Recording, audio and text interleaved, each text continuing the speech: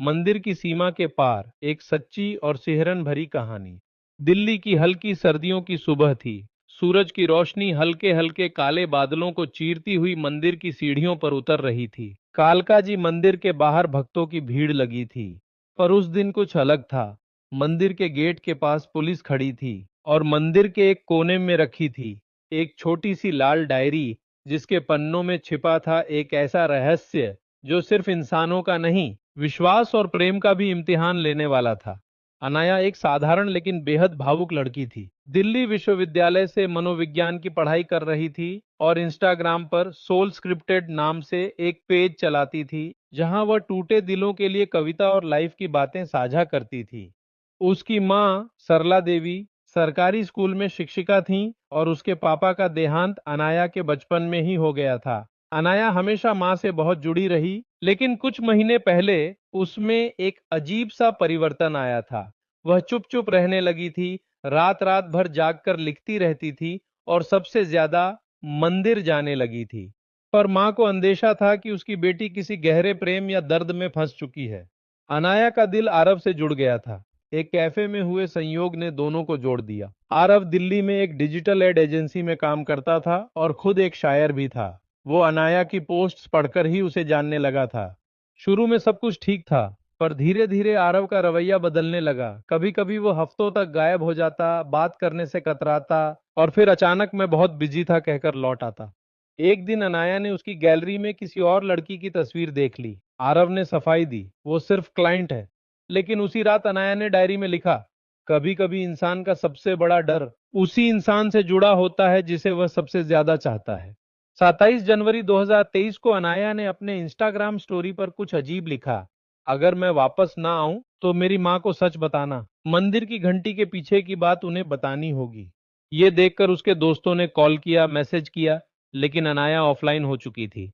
अगली सुबह मंदिर के एक कोने में उसकी चप्पलें, मोबाइल और एक डायरी मिली। सीसीटीवी कैमरे में वो मंदिर के अंदर जाती दिखी, लेकिन बाहर निकलते हुए नहीं। पुलिस ने केस दर्ज किया। मंदिर के पुजारियों, गार्ड्स और भक्तों से पूछताछ हुई। एक चौंकाने वाला तथ्य सामने आया। मंदिर के पिछले हिस्से में एक छोटा कमरा है जहां सिर्फ पुरोहितों को जाने की अनुमति है। उस कमरे के बारे में मान्यता थी कि वहां देवी का साक्षात्कार होता है। लेकिन डायरी में लिखा था, आरव मुझे वहीं बुलाता है, कहता है देवी से मिलवाऊंगा, पर शायद वह देवी नहीं, कोई और ही है। पुलिस को शक हुआ कि कहीं अनाया को प्रेम के नाम पर उस गुप्त कमरे में फंसाया तो नहीं गया। सरला देवी ने अपनी बेटी की डायरी पुलिस को दी, जो अनाया की असली मनोस्थिति बताती थी। डायरी के आखिरी कुछ पन्नों में लिखा था, मैं चाहती थी कि आरव मेरी भावनाओं को समझे, पर अब मुझे लगता है वह सिर्फ मेरा इस्तेमाल कर रहा था। मंदिर की पिछली घंटी जहां वह ले गया था मुझे, वहां कुछ अजीब था। उस दिन एक लड़की रो रही थी और पुजारी बोले, इसने देवी को नाराज किया है। मुझे डर लगने लगा और अब मैं डर के साथ प्रेम को नहीं जी सकती। सीसीटीवी की फुटेज को बढ़ाकर देखने पर दिखा, अनाया मंदिर में गई थी और आरव कुछ देर बाद आता है और फिर एक दूसरे रास्ते से निकल जाता है। अब मामला साफ होने लगा था। आरव ने अनाया को देवी दर्शन का लालच देकर मंदिर के पीछे वाले कमरे में बुलाया था, लेकिन वहां क्या हुआ कोई नहीं जानता। शक के आधार पर आरव को हिरासत में लिया गया। पर एक और ट्विस्ट था। पुजारी लक्ष्मण दास जी ने पहली बार कुछ बताया। बेटी आई थी, वह बहुत रोई, कह रही थी, मैं अब किसी को दुख नहीं देना चाहती। मैंने कहा, देवी की घंटी बजाकर अपने डर को छोड़ दो। लेकिन फिर वो बस भाग गई मंदिर के पीछे वाले जंगल की तरफ। पुलिस ने जंगल की खोज की और वहां उन्हें एक चुनरी, एक टूटी माला और एक झोला मिला, पर अनाया आज तक नहीं मिली। आज भी हर साल 27 जनवरी को सरला देवी मंदिर की सीढ़ियों पर बैठी मिलती हैं। हाथ में वही लाल डायरी होती है और आंखों में वो सवाल, क्या मेरी बेटी ने आत्महत्या की या कोई और कहानी है।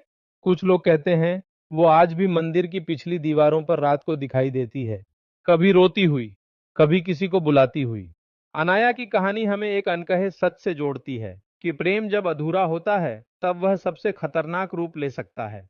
कि मंदिर सिर्फ आस्था के स्थान नहीं, कभी कभी ऐसे रहस्यों के गवाह भी बन जाते हैं जिन्हें शब्दों में नहीं बांधा जा सकता।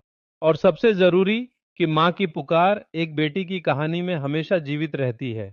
यह कहानी एक सच्ची घटना से प्रेरित है, जिसे अनेक समाचार रिपोर्ट्स, लोक मान्यताओं और सामाजिक घटनाओं को मिलाकर एक कथा के रूप में तैयार किया गया है। सभी नाम बदले गए हैं।